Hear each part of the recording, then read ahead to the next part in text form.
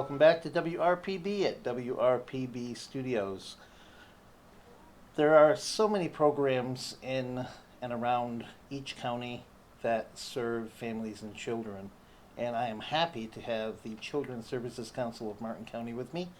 Dave and Cherie, thank you for being here. Thank you for having us. So, as I understand, the Children's Services Council is not a nonprofit organization. Correct. So how does the funding work? Well, we're what's called an independent special district, and that funding comes from the property owners in Martin County. Each homeowner is assessed based on the value of their home. We have authorization in statute that allows us to assess 50 cents for each $1,000 of property value. So for a typical home in Martin County like mine, valued at about $250,000, we would collect about $65 a year. Okay. So around $1 a week almost to do something good for the community and help out. Yeah, that number, we're fortunate in Martin County because our values are high. So that number generates about $8 million for us to utilize in all the programs that we resource. It's a great way to show that a little bit does a lot. Absolutely. Exactly. So give me a little bit of history about the Children's Services Council. How did it come about? When did it happen? Well, in Martin County, it came about in 1988 when the county commission wrote an ordinance creating the Children's Services Council. And each community in Florida can do that. There's an authorizing statute, 125901. The first Children's Services Council in the state was in Pinellas County. It was called the Juvenile Welfare Board, and that was a local bill that was developed by their juvenile court judge who saw some disparity in the quality of their programming. So got a local bill passed 1949. So that was the first Children's Services Council. The second one was much later in 1986-87 in Palm Beach County. Similar approach. We had a 4th District Court of Appeals judge named Hugh Glickstein who found that statute, knew that in Palm Beach County he was seeing things that needed attention and some local resourcing. So he got that Children's Services Council created in 1987, and he lived in Martin County. So he said, I want one where I live too. So gathered up the people necessary, pointed out the opportunity, and that group went to the county commission. They have to get taxing authority. So once the ordinance is created by the county commission, then you have to go to the ballot and ask your community whether they want to contribute to this organization, this new organization. So when they were new, there was a campaign that had to be run, and you had to educate the community on what it offered. We were reauthorized in 2014. That was after being in existence for quite some time. And still, not a lot of people know what we do. So we're here to kind of help the community understand, even today, despite that we've been here for 30 plus years, what we do. Well, although you're not a nonprofit organization, as I understand, you support many nonprofits. Correct. Things like the Helping People Succeed program. Martin County Healthy Start, Project Lift, Boys and Girls Club, Light the World, Dentistry. There's so Big many. Brothers, Big Sisters. YMCA. So, Cherie, tell us about some of the programs that you do in the area to help those organizations. So what I'm tasked with right now is highlighting the organizations and highlighting the programs that are available to people in Martin County. So right now I am working on creating a new website that will be easy to navigate and will be able to have anybody come and use it as a resource. And we use 211. We help fund them, and 211 is a great way for people to be able to know where their next step might be, whether it Sure. be going to Safe Space or whether it be going to Tykes and Teens for mental health, and going to Project Lift for for workforce readiness, and there's so many different opportunities within our own county. Having over 60% of the business community are being economic standpoint being nonprofits, and the rest of it being the business community, which Sure. is very interesting. I'm sure it is. It's difficult sometimes to understand who's the nonprofit and who isn't, and what resources we have available. So it's great that we have organizations like yours that are there to help the people in the community, not just the kids, but the families as well, so that you can get people going and on their way. That's where it starts, is the family. So we were talking a little bit before we came in about a great program, the Martin Reads Initiative. Yes. Tell us about that. Well, that program kind of grew out of the National Grade Level Reading Campaign. The Annie E. Casey Foundation and Ralph Smith put together a national campaign to improve grade level reading, because if children are not reading by the time they get to third grade, then they fall way behind.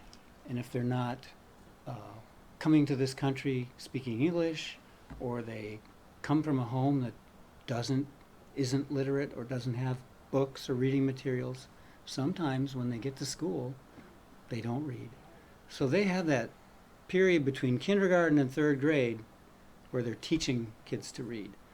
But once you get to third grade, you need to be able to read in order to learn and progress through the educational process. Sure. So it's a very important milestone. So Definitely. what we're trying to do with that initiative is get into the homes, get with the parents, and have them be more engaged. And a few tips I have here. Okay. Start reading with your child 20 minutes a day. Read a book, and then talk to your child about everything. It's so important just to have those words. That word count is so important from the time that they're developing as an infant into VPK and kindergarten. Create a reading space, a place that they love to go and relax and curl up with a book. Whether they're reading or just looking at the pictures, having that book in their hands and having them look through helps with the cognitive development. Play word games. And it's just so important to have that engagement from the parents starting at an infant stage for those children, so that they can develop into successful readers.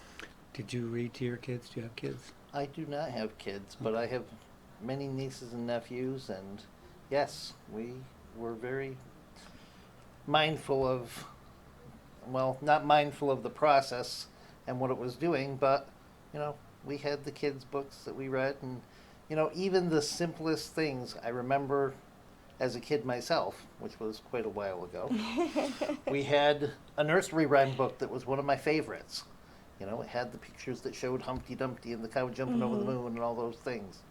So, just a simple conversation. Just talking to them, narrating your day, telling them, what you're doing, going grocery shopping. It's something that I did with my daughter. When she was an infant, I'd take her in the cart and tell her what I was putting in the cart, what color it was, what shape it was. It's so important to have that communication. That's a great way to educate without even realizing you're doing it. Exactly. So I understand, Sheree, that you're a bit of a celebrity around town. I am a little bit, not really. So I'm doing Dancing with the Martin Stars, and that is for Martin County Healthy Start, which is another organization. This isn't the first time you've done that. This is not the first time I've done it. So it's their 10-year anniversary, and I was a dancer in 2018. And I was called back this year because of an injury. Somebody else hurt themselves, not me. Oh, good. Obviously, but I might, because I have 2 left feet. So we'll see how that plays out. But I'm lucky enough to be dancing alongside of Jean Law Scott, who is who would dance in the year 2017, I believe. And so we started our practices with Marianela Tobar, who was our professional instructor Wow. over at Astra Dance Studio in Jensen Beach. So I'm getting as much steps in, as much practice as I possibly can, so I can dance around Martin County and highlight the different organizations that we fund. Because I'm not fundraising this year, which is a relief to me because that was a lot when I did it, 2018.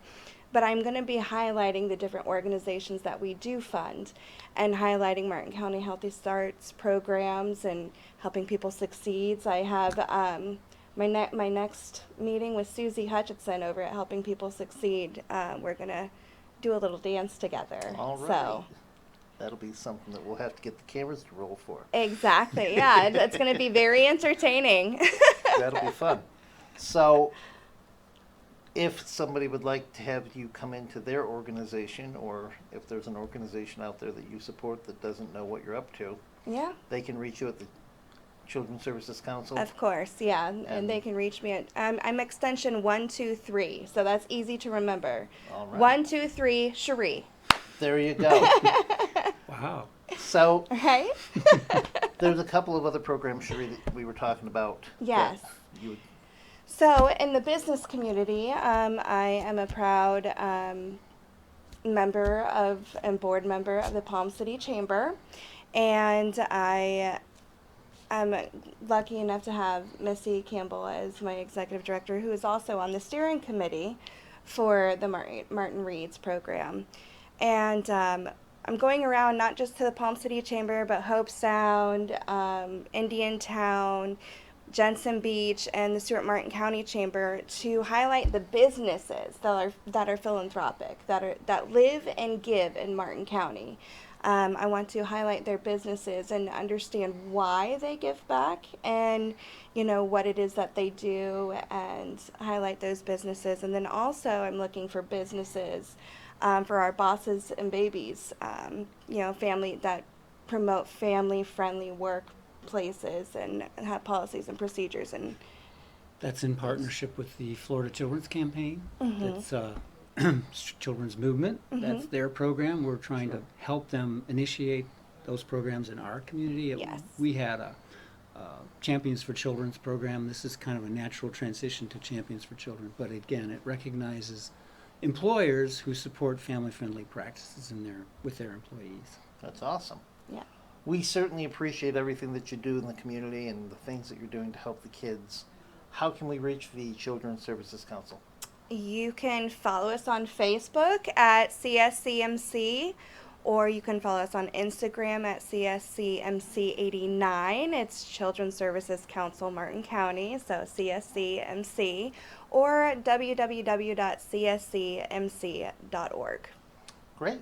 David, Cherie, thank you so much for spending a little time with us, and Appreciate good luck. it. Break Thank a you. leg, as they say. No, don't break a leg. I'm afraid I'm going to. You'll be all right. Thanks. We'll be back in just a bit. Thank you.